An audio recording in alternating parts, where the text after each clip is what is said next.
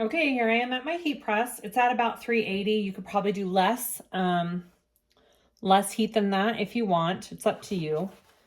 I was talking to my other bag making people and we all adhere things at different temperatures, so it's kind of funny.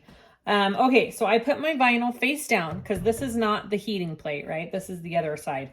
And if you want to, you could even put a sheet underneath and a sheet on top. So there is my vinyl face down. Here is my Decaville light. I like to get it a little hot first on the top. So I very gently put it on the top here because it makes it sticky. Okay, and so I can kind of position it where I want it and it'll stay. It won't move around. So position it evenly from every side here because I want it out of my seam allowances, and I kind of just press it down a little bit. And then I get another Teflon sheet. You can get these off of Amazon. They come in packs of 3, the ones I get. And you're going to completely cover the top. Again, if you want to be super careful, you could do 2 things of Teflon. Like, it's up to you. Now, the trick with this is do not press it for too long. Like, I'm not even fully closing my press. I do it for 5-second intervals, okay?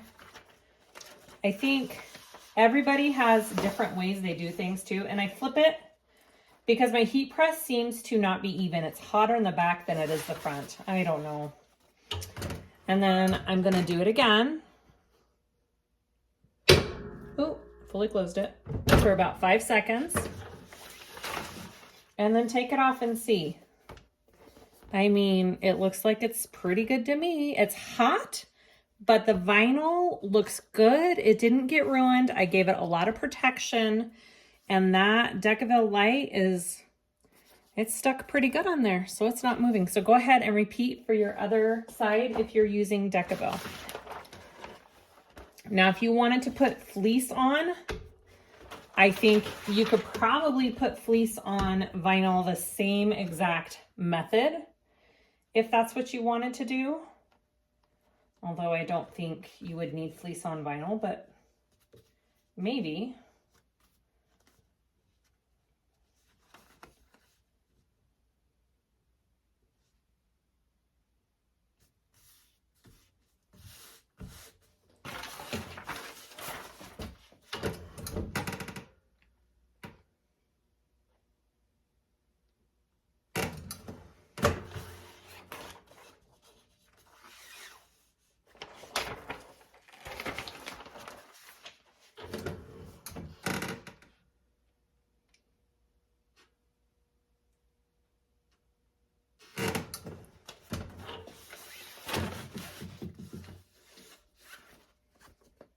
Okay, that's it.